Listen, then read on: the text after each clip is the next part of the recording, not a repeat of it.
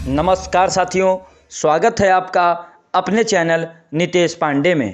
नमस्कार साथियों, मैं रोमेश वर्मा आपके अपने YouTube चैनल नितेश पांडे में आप सभी भावी अध्यापक एवं अध्यापकों का एक बार फिर से ईवीएस की क्लास में स्वागत करता हूं। अभी तक हमने 16 क्लासेस अच्छी तरीके से हैंड रिटन नोट्स के साथ कंप्लीट कर ली हैं। आज 17वीं क्लास आप सभी के लिए संडे स्पेशल क्लास, जिसमें प्रीवियस ईयर सेट के सभी क्वेश्चन, जितने भी पूछे गए क्वेश्चन, उन सभी का अच्छी तरीके से डिस्कशन कराया जाता है।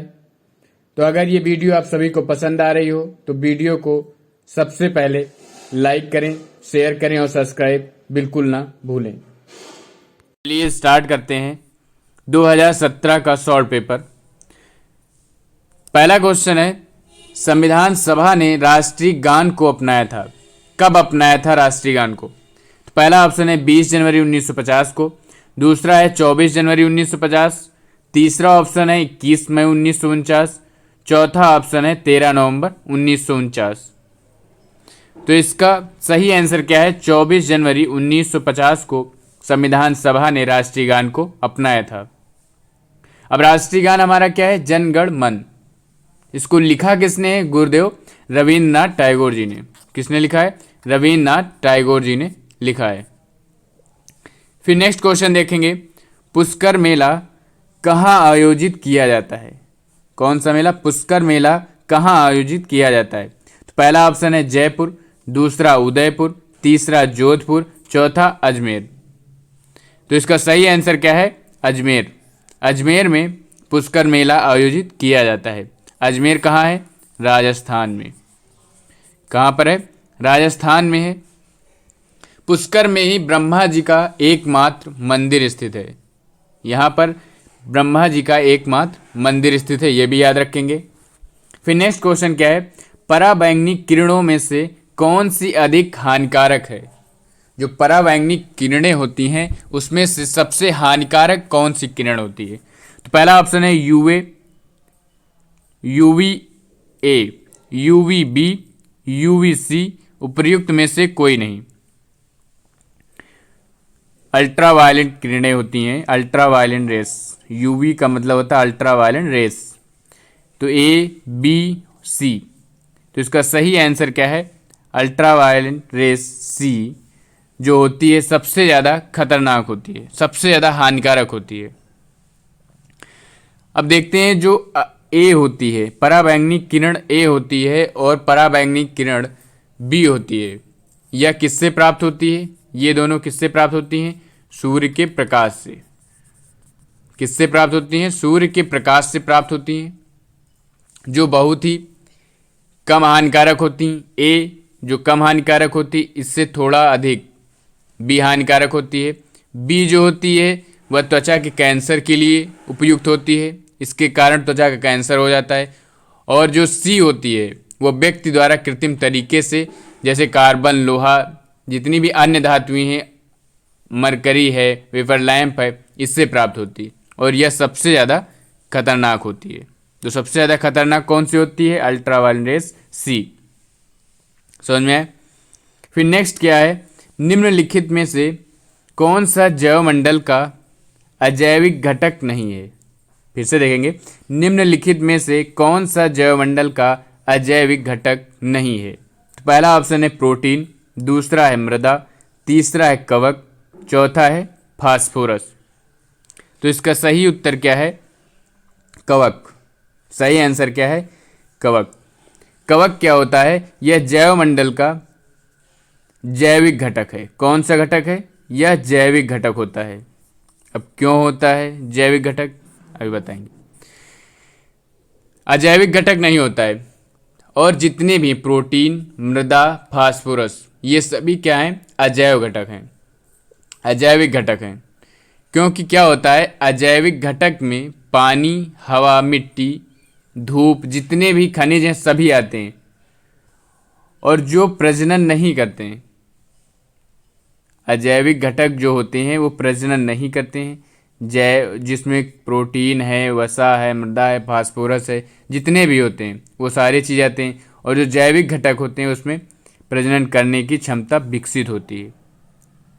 या ऐसे आप याद रखिए कि जैविक सजीव, जो जैवी होते हैं वो सजीव होते हैं, अजैविक होते हैं वो निर्जीव होते हैं। समझ में आए? इस तरीके से आप याद रखिए। फिर नेक्स्ट देखते हैं, गिर शेर परियोजना अवस्थित है।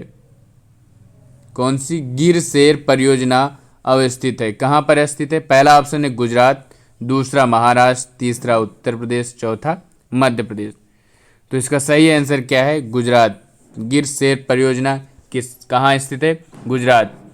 गुजरात गिर शेर परियोजना, और गा से गुजरात भी होता है, इस तरीके से आप याद रखेंगे। गुजरात के कहाँ पर है? सौराष्ट्र क्षेत्र में स्थित है। यह फेमस किस लिए है? यह विश्व प्रसिद्ध है एशियाई बब्बर शेरों के लिए। एशियाई बब्बर शेर यहाँ पर पाए जाते हैं, इसलिए यह फेमस है। याद रखेंगे, ये भी क्वेश्चन पूछा जा सकता है कि एशियाई बब्बर शेरों से के लिए कौन सा प्रदेश विश्व में प्रसिद्ध है? तो कौन सा है? गुजरात। WWF से क्या आशय है? WWF से क्या आशय है? तो इसका फुल फॉर्म क्या है? पहला ऑप्शन है वर्ल्ड वाइल्ड फंड, दूसरा है वर्ल्ड वार फंड, तीसरा है world wild life fund, world watch fund. तो इसका सही आंसर क्या है? World wild life fund. विश्व वन्य जीव कोष, इसकी हिंदी क्या होगी? विश्व वन्य जीव कोष। विश्व वन्य जीव कोष। समझ में आए? वर्ल्ड वाइल्ड लाइफ फंड, इसका पूरा नाम वर्ल्ड वाइल्ड लाइफ फंड होता है। इसको दूसरे नाम से भी अब जानने लगे हैं, world wild life fund for nature. ठीक। प्रकृति संरक्षण के लिए इस संस्था का गठन 1961 ईस्वी में किया गया था। कब हुआ था? 1961 ईस्वी में इसका गठन किया गया था, ये भी याद रखेंगे। समझ में? यह संस्था क्यों बनाई जाती है? यह पर्यावरण के संरक्षण, अनुसंधान एवं रख रखाव संबंधी मामलों पर कार्य करती है। याद रखेंगे WWF को, WWF। फिर नेक्स्ट क्वेश्चन है, गंगा नदी निकलती है। पहला ऑप्शन है अरावली श्रेणी से, दूसरा है लद्दाख ग्लेशियर से, तीसरा है गंगोत्री ग्लेशियर से, चौथा है मिलाप ग्लेशियर से। तो गंगोत्री, तो याद रखेंगे गंगोत्री ग्लेशियर से निकलती है। अब गंगा नदी की प्रवाह की लंबाई कुल 2525 किलोमीटर, 25 याद रखेंगे। इसकी दृष्टि से, इसकी लंबाई की दृष्टि से सबसे लंबी नदी मानी जाती है। ये भी पूछा गया क्वेश्चन कि सबसे लंबी नदी भारत की कौन सी है? तो गंगा नदी है। इसका उद्गम गंगोत्री हिमानी या ग्लेशियर से होता है। ठीक, याद रखेंगे। फिर नेक्स्ट क्वेश्चन है, भारत में निम्नलिखित में से कौन सी एजेंसी मुख्य रूप से प्रदूषण के मापन से संबंधित है? ऑप्शन है ग्रीन ट्रिब्यूनल, दूसरा है केंद्रीय प्रदूषण नियंत्रण बोर्ड, तीसरा ऑप्शन है केंद्रीय जल आयोग, चौथा ऑप्शन है सर्वे ऑफ इंडिया। तो इसका सही आंसर क्या है? केंद्रीय प्रदूषण नियंत्रण बोर्ड। प्रदूषण के मापन संबंधित है तो केंद्रीय प्रदूषण नियंत्रण बोर्ड। इसकी स्थापना कब, इसका निर्माण हुआ कब, ये बनाया गया गठन 1974 ईस्वी में। ये आप याद रखेंगे, 1974 ईस्वी में इसका गठन किया गया। फिर नेक्स्ट क्वेश्चन है, कोटोपैक्सी एक जागृत ज्वालामुखी है जो अवस्थित है। कौन सा ज्वालामुखी? कोटोपैक्सी। तो पहला ऑप्शन है सिसिली में, दूसरा है हवाई में, तीसरा है एंडीज में, चौथा है रॉकीज में। तो कोटोपैक्सी जो है, यह जो ज्वालामुखी होता है दक्षिणी अमेरिकी देश इक्वाडोर के, कहाँ पर? दक्षिणी अमेरिकी, कहाँ पर? दक्षिणी अमेरिकी के इक्वाडोर के एंडीज पर्वत के शिखर पर स्थित है। एंडीज में तो स्थित है, लेकिन एंडीज एक प्रकार का पर्वत है, उसके शिखर पर यह स्थित है। और एंडीज पर्वत है कहाँ पर? दक्षिणी अमेरिका देश के इक्वाडोर में। समझ में आए? अब देखते हैं सिसिली, माउंट एटना जो भूमध्य सागर के विशालतम द्वीप सिसिली के पूर्वी तट पर स्थित सक्रिय ज्वालामुखी है। जो सिसिली है वहां पर माउंट एटना स्थित है। ये एक सक्रिय ज्वालामुखी है, माउंट एटना। वर्तमान में इस समय प्रेजेंट टाइम में क्या है, संसार का सबसे अधिक सक्रिय ज्वालामुखी किलायु है, जो अमेरिका के हवाई द्वीप पे स्थित है। कहाँ पर स्थित है? हवाई द्वीप पे। सिसिली द्वीप पे माउंट एटना, हवाई द्वीप पर सबसे सक्रिय ज्वालामुखी किलायु, एंडीज दक्षिणी अमेरिका इक्वाडोर पे। ये सारा चीज़ आपको क्लियर हुआ। तो इसका सही आंसर क्या था? कोटोपैक्सी जो ज्वालामुखी है वो एंडीज के पर्वत शिखर पर पाया जाता है। फिर नेक्स्ट है, तिब्बत की सांगपो नदी भारत में किस नाम से जानी जाती है? तिब्बत की सांगपो नदी भारत में किस नाम से जानी जाती है? पहला ऑप्शन है गंगा, दूसरा है यमुना, तीसरा है ब्रह्मपुत्र, चौथा है सिंधु। तो यह ब्रह्मपुत्र के नाम से, किस नाम से? ब्रह्मपुत्र नदी के नाम से जानी जाती है। अब ब्रह्मपुत्र नदी जो होती है जब तिब्बत में रहती है तो सांगपो नदी या सांपू कहते हैं। अरुणाचल प्रदेश में जब पहुंचती है तब इसे क्या कहने लगते हैं? दिहांग नदी कहने लगते हैं। असम में तो ब्रह्मपुत्र ही बोलते हैं और बांग्लादेश में जमुना नाम से बोलते हैं। हर जगह हर नाम से पुकारी जाती है। यह जो नदी होती है चीन के तिब्बत क्षेत्र बांग्लादेश से होकर के प्रभावित होती है। समझ में आया? तिब्बत में सांगपो या सिम्पू या सांपू, अरुणाचल प्रदेश में दिहांग, असम में ब्रह्मपुत्र, बांग्लादेश में जमुना। याद रखेंगे, इसके कई सारे नाम होते हैं। फिर नेक्स्ट है, घास भूमि क्षेत्र के पारतंत्र की खास श्रृंखला में सबसे उच्च स्तर के उपभोक्ता होते हैं।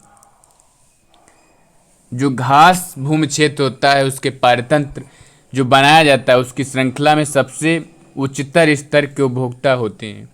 तो पहला ऑप्शन है शाकाहारी, दूसरा है मांसाहारी, तीसरा है जीवाणु, चौथा है मांसाहारी या शाकाहारी।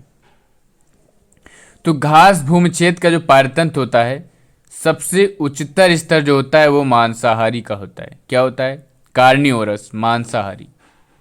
समझ में आया? तो इसका सही आंसर क्या है? मांसाहारी। फिर नेक्स्ट क्वेश्चन क्या है, वायुमंडल का प्रमुख स्तर जो पृथ्वी तल के नजदीक है। वायुमंडल का प्रमुख स्थल जो पृथ्वी तल के नजदीक होता है वह कौन सा है? पहला है समताप मंडल, क्षोभ मंडल, मध्य मंडल, आयन मंडल। ठीक, अब इस सभी मंडल को एक बार देख लेंगे। तो इसका सही आंसर क्या है? क्षोभ मंडल जो होता है वो सबसे नजदीक होता है। क्षोभ मंडल होता है 0 से 12 किलोमीटर। ठीक, उसके बाद आता है समताप मंडल। समताप मंडल होता है 12 से 50 किलोमीटर। समझे? फिर आता है मध्य मंडल। मध्य मंडल होता है 50 से 80 किलोमीटर। फिर आता है आयन मंडल। आयन मंडल होता है 80 से 640 किलोमीटर। और फिर आता है बहिर्मंडल जो 640 के ऊपर होता है। समझ में आया? फिर नेक्स्ट क्वेश्चन देखते हैं, संयुक्त राष्ट्र सुरक्षा परिषद में कितने स्थायी सदस्य होते हैं? संयुक्त राष्ट्र सुरक्षा परिषद में कितने स्थायी सदस्य होते हैं? पहला ऑप्शन क्या है? 1, दूसरा 4, तीसरा ऑप्शन 5, चौथा ऑप्शन 6। तो इसका सही आंसर क्या है? 5। कितने स्थायी सदस्य होते हैं? 5। समझे? अब संयुक्त राष्ट्र संघ की स्थापना 1945 में हुई थी। कब हुई थी? 1945 ईस्वी में हुई थी। कितने देश शामिल हैं? 193, 193 देश इसमें शामिल हैं। संयुक्त राष्ट्र सुरक्षा परिषद जो होता है वह संयुक्त राष्ट्र संघ के 6 प्रमुख अंगों में से एक होता है, जिसके 5 स्थायी सदस्य होते हैं। पहला है संयुक्त राज्य अमेरिका, यूनाइटेड किंगडम, फ्रांस, रूस और चीन। कितने स्थायी सदस्य देश हैं? संयुक्त राष्ट्र अमेरिका, यूनाइटेड किंगडम, फ्रांस, रूस और चीन। फिर नेक्स्ट क्वेश्चन क्या है, सरिस्का राष्ट्रीय उद्यान अवस्थित है? पहला ऑप्शन है पश्चिम बंगाल, दूसरा गुजरात, तीसरा राजस्थान, चौथा असम। तो सही आंसर क्या है? राजस्थान में सरिस्का राष्ट्रीय उद्यान स्थित है। अब राजस्थान में है तो कहां पर है? अलवर जिले में। कहां पर है? अलवर जिले में स्थित है। कब इसको वन्यजीव अभयारण्य घोषित किया गया था? 1955 में इसे क्या किया गया था? वन्यजीव अभयारण्य घोषित किया गया था। और 1992 में इसे राष्ट्रीय पार्क का दर्जा मिला था। कब मिला था? 1992 में इसे राष्ट्रीय पार्क का दर्जा दिया गया। 1955 में वन्यजीव अभयारण्य घोषित किया गया। यह राजस्थान के अलवर जिले में स्थित है। ठीक, फिर नेक्स्ट क्वेश्चन क्या है? पारिस्थितिकी तंत्र में ऊर्जा का मुख्य स्रोत क्या है? पहला है एटीपी, दूसरा है सूर्य का प्रकाश, तीसरा है डीएनए, चौथा है आरएनए। तो इसका सही आंसर क्या है? सूर्य का प्रकाश। पारिस्थितिकी तंत्र में ऊर्जा का मुख्य स्रोत क्या होता है? सूर्य का प्रकाश होता है। चाहे कुछ भी हो, सबसे इंपॉर्टेंट होता है सूर्य का प्रकाश। तो इसका सही आंसर क्या है? सनलाइट। फिर नेक्स्ट क्वेश्चन देखते हैं। एक मार्क का संबंध है। पहला है गुणवत्ता से, पैकेजिंग से, संसाधन से, उत्पादन से। तो इसका सही आंसर क्या है? गुणवत्ता से। एक मार्क का संबंध जो होता है वो गुणवत्ता से संबंधित होता है। भारत सरकार ने एक मार्क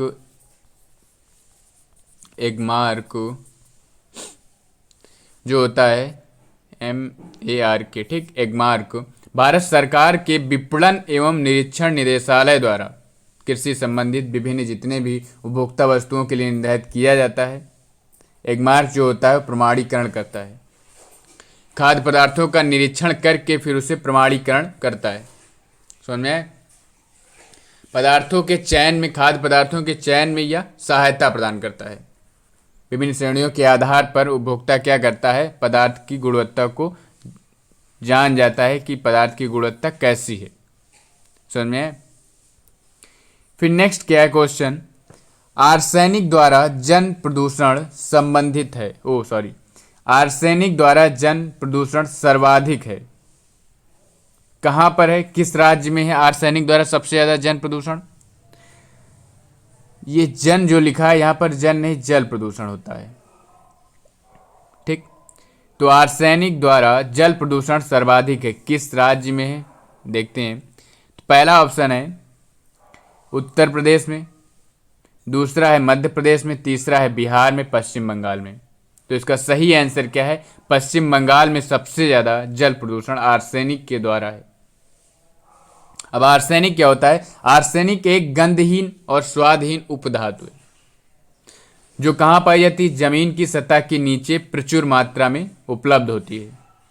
भारत के विभिन्न राज्य जैसे पश्चिम बंगाल, बिहार, झारखंड, उत्तर प्रदेश, असम आदि में जल प्रदूषण आर्सेनिक की वजह से होता है। और इससे सबसे ज्यादा सर्वाधिक प्रभावित राज्य कौन सा है? पश्चिम बंगाल। समझ में आया? फिर नेक्स्ट क्वेश्चन क्या है? वन्यजीव अधिनियम पारित किया गया था। वन्यजीव अधिनियम कब पारित किया गया था? पहला ऑप्शन है 1960, दूसरा है 1962, तीसरा है 1972, चौथा है 1975 ईस्वी में। तो इसका सही आंसर क्या है? 1972 ईस्वी में पारित किया गया था। सही आंसर है 1972। क्यों, क्या, किस कारण, ये सारी चीजें जानना बहुत जरूरी है। भारत सरकार ने क्या किया था? देश के वन्यजीवों की रक्षा के लिए और प्रभावी ढंग से अवैध शिकार, तस्करी, जितने भी वन्यजीव और उससे जितने भी अवैध व्यापार होते थे उनको नियंत्रित करने के उद्देश्य से वन्यजीव संरक्षण अधिनियम 1972 ईस्वी को लागू किया गया था, जिसे 2003 में संशोधित किया गया। संशोधित करके एक कानून बनाया गया। उसके तहत क्या किया गया? अपराधों के लिए सजा और जुर्माना और ज़्यादा कठोर कर दिया गया। 2003 में संशोधित हुआ था, याद रखेंगे। फिर नेक्स्ट क्वेश्चन है दूध से दही बनने की प्रक्रिया कहलाती है। पहला है प्रकाश संश्लेषण, दूसरा है आसवन, तीसरा है किण्वन, स्टेरिलाइजेशन। तो इसका सही आंसर क्या है? किण्वन। किण्वन, दूध से दही बनने की प्रक्रिया क्या कहलाती है? किण्वन। किण्वन क्या होती है? एक जैव रासायनिक प्रक्रिया होती है। इसमें क्या होता है? जटिल कार्बनिक यौगिक सूक्ष्म जीवों की सहायता से सरल कार्बनिक यौगिक में विघटित हो जाते हैं। फर्मेंटेशन जिसे कहते हैं, किण्वन। इसमें दूध से दही बनने की प्रक्रिया में जो बैक्टीरिया जो भाग लेते हैं वह कौन सा होता है बैक्टीरिया? Lactobacillus lactis. जो जीवाणु लैक्टिक एसिड बैक्टीरिया जिसे कहते हैं उसका क्या नाम होता है? लैक्टोबैसिलस लैक्टिस, जिसके कारण दूध से दही का निर्माण होता है।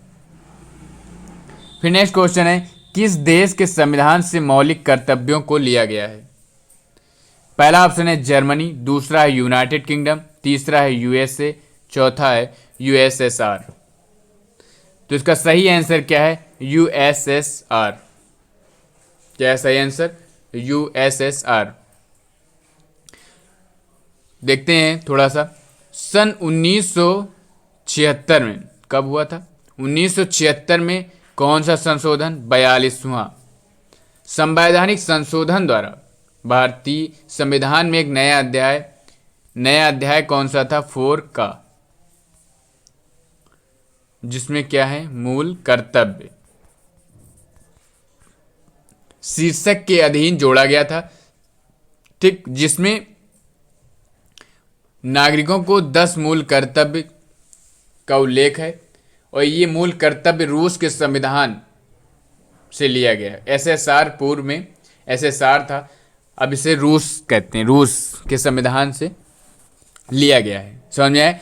1976 में 42वें संवैधानिक संशोधन द्वारा पहली बार भारतीय संविधान में एक नया अध्याय 4 का के अंतर्गत मूल कर्तव्य जो है शीर्षक के अधीन जोड़ा गया था, जिसमें क्या था? 10 मूल कर्तव्य का उल्लेख है, जो कहाँ से? रसिया से, रूस। ठीक। फिर नेक्स्ट क्वेश्चन है, ध्रुव तारा कहाँ जाता है? ध्रुव तारा कहा जाता है, कहाँ नहीं जाता, कहा जाता है। पहला है उत्तरी तारों को, दक्षिणी तारों को, पूर्वी तारों को, पश्चिमी तारों को। तो इसका सही आंसर क्या है? उत्तरी तारों को ध्रुव तारा कहा जाता है। समझे? पृथ्वी जो होती है सूरज के चारों ओर सूर्य का चक्कर लगाने के साथ साथ क्या करती है? अपनी धुरी पर भी घूमती रहती है। इस धुरी का एक सिरा जो होता है दक्षिणी ध्रुव तरफ और दूसरी तरफ क्या होता है? उत्तरी ध्रुव। अगर क्या किया जाए, इस धुरी से एक समांतर रेखा खींच दी जाए तो वह ध्रुव तारे तक जाएगी, ध्रुव से तारे तक जाती है। यही कारण है कि ध्रुव जो है तारा हमें स्थिर दिखाई देते हैं। जो तारे होते हैं वे हमें क्या दिखाई देते हैं? स्थिर दिखाई देते हैं और उत्तरी आकाश के सभी तारे इसके चारों ओर घूमते नजर आते हैं। इसी कारण इसे उत्तरी तारा भी कहते हैं। हालांकि क्या हुआ था, ध्रुव तारा पृथ्वी से लगभग 431 प्रकाश वर्ष दूर है, लेकिन अत्यधिक चमकदार होने के कारण यह हमें आसानी से दिख जाते हैं। जो तारे होते हैं सबसे ज़्यादा चमकदार होते हैं, जो हमें आसानी से दिख जाते हैं। नेक्स्ट क्वेश्चन है, भारत में प्रोजेक्ट टाइगर प्रारंभ किया गया था। पहला ऑप्शन है 1972 ईस्वी में, दूसरा है 1973 में, तीसरा है 1981 में, चौथा है 1985 ईस्वी में। तो इसका सही आंसर क्या है? 1973 ईस्वी में प्रोजेक्ट टाइगर की शुरुआत की गई थी। कब की गई थी? 1973 ईस्वी में की गई थी। 29 जुलाई को क्या किया जाता है? प्रतिवर्ष अंतर्राष्ट्रीय टाइगर दिवस मनाया जाता है। याद रखेंगे, अंतर्राष्ट्रीय टाइगर दिवस कब मनाया जाता है? 29 जुलाई। समझ में आए? फिर नेक्स्ट क्वेश्चन है, फूलों की घाटी अवस्थित है। पहला है जम्मू कश्मीर, दूसरा है हिमाचल प्रदेश, तीसरा है सिक्किम, चौथा है उत्तराखंड। तो इसका सही आंसर क्या है? उत्तराखंड में। उत्तराखंड में फूलों की घाटी स्थित है, द वैली ऑफ फ्लावर। इसका राष्ट्रीय उद्यान भारत के उत्तराखंड राज्य के कहां पर स्थित है? चमोली। चमोली जिले में स्थित प्रमुख राष्ट्रीय उद्यान है। 1982 में इसे क्या किया गया था? राष्ट्रीय पार्क का दर्जा प्रदान किया गया था। इस उद्यान को विश्व धरोहर की श्रेणी में शामिल किया गया। अगर ये वीडियो आप सभी को पसंद आ रही हो तो वीडियो को लाइक, शेयर और सब्सक्राइब जरूर करें। फिर नेक्स्ट क्वेश्चन देखते हैं, एक वयस्क मानव में कुल अस्थियों की संख्या कितनी होती है? पहला ऑप्शन है 306, दूसरा है 275, तीसरा है 206, चौथा ऑप्शन है 175। तो इसका सही आंसर क्या है? 206 हड्डियां। मानव के शरीर में कितनी हड्डियां होती हैं? 206 हड्डियां होती हैं। सबसे छोटी हड्डी क्या होती है? स्टेपीज, जो कहाँ पर पाई जाती है, कान में पाई जाती है। और सबसे बड़े आकार की हड्डी क्या होती है, जांघ की हड्डी होती है, जिसे फीमर कहते हैं। समझ में आया? फिर नेक्स्ट क्वेश्चन है, ग्रीन पीस इंटरनेशनल का मुख्यालय कहाँ स्थित है?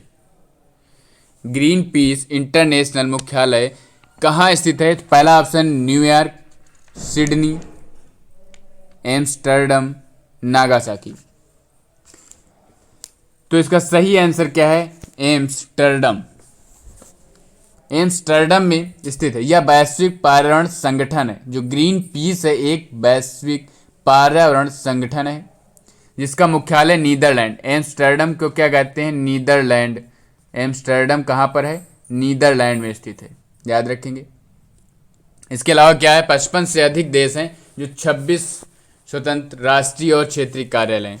इसकी स्थापना कब हुई थी? 1971 में हुई थी। कहाँ हुई थी? कनाडा में हुई थी। कहाँ पर हुई थी? कनाडा में हुई थी, याद रखेंगे। ग्रीन पीस जो है एक वैश्विक पर्यावरण संगठन है जिसका मुख्यालय नीदरलैंड्स एम्स्टर्डम में है। इसकी संगठन की स्थापना 1971 में हुई थी। कहाँ पर हुई थी? कनाडा में हुई थी। कहाँ पर हुई थी? कनाडा में हुई थी। फिर नेक्स्ट क्वेश्चन देखेंगे, प्रकाश संश्लेषण के प्रकाशीय चरण के दौरान का ऑक्सीकरण एवं का अपचयन होता है। किसका ऑक्सीकरण होता है, किसका अपचयन होता है? सबसे पहले ऑप्शन देखेंगे, जल NADP है, NADPH2 CO2 और CO2 जल और CO2 NADPH2। सही उत्तर इसका क्या है? जल और NADP। अब इसमें एक रिएक्शन होती है, वो रिएक्शन आपको हम बता दे रहे हैं। प्रकाश संश्लेषण की प्रक्रिया में जो रिएक्शन होती है उस पर आप गौर करिए। 6CO2 + 12 H2O, ये जब रिएक्ट करता है किसके? प्रकाश की उपस्थिति में और क्लोरोफिल की उपस्थिति में। प्रकाश की उपस्थिति में और क्लोरोफिल की प्रेजेंट में, तब क्या बनता है? देखिए, C6H12O6 + 6H2O + 6O2। ठीक। अब इन्होंने कहा था प्रकाश संश्लेषण के प्रकाशीय चरण के दौरान किसका ऑक्सीकरण होता है? जल का ऑक्सीकरण होता है और NADP का अपचयन होता है। किसका? NADP का अपचयन होता है। समझ में? फिर नेक्स्ट क्वेश्चन है, LPG के संदर्भ में क्या सत्य नहीं है? ये क्वेश्चन आप जरूर याद ध्यान रखिए कि किस क्वेश्चन में नहीं पूछ रहा है, किस क्वेश्चन में हाँ पूछ रहा है, इस पर गौर ज़्यादा करिए। तो पहला ऑप्शन है, यह एक स्वच्छ ईंधन है। दूसरा, यह उच्च ऊष्मीयमान है। या नीले ज्वाला में जलने वाला है। या मेथेन उत्सर्जन करने वाला है। तो इसका सही उत्तर क्या है? यह मेथेन उत्सर्जन करने वाला होता है। LPG जो गैस होती है वह ब्यूटेन और प्रोपेन का मिश्रण होती है, जिसे क्या किया जाता है? उच्च दाब पर द्रवित करके सिलेंडर में भरा जाता है। यह अत्यधिक ज्वलनशील होती है। इससे दुर्घटना से बचने के लिए क्या किया जाता है? इसमें सल्फर के यौगिक मिथाइल मारकप्टेन, क्या होता है?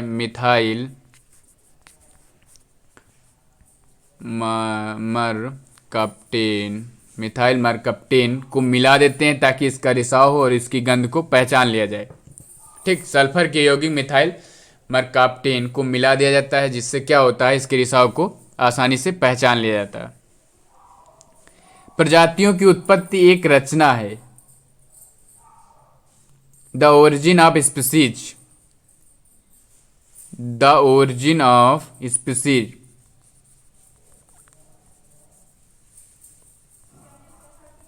ठीक, किसकी है? पहला ऑप्शन है अरस्तु, दूसरा है चार्ल्स डार्विन, मेंडल और रॉबर्ट हुक। तो किसकी है? चार्ल्स डार्विन जी की। The origin of species Charles Darwin की, जो जैव विकास के संबंध में डार्विनवाद सर्वाधिक किसमें प्रसिद्ध है? जैव विकास के संबंध में।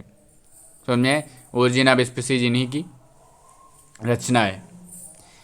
फिर नेक्स्ट क्वेश्चन है, अंतर्राष्ट्रीय मुख्यालय अवस्थित है। अंतर्राष्ट्रीय मुख्यालय अवस्थित है।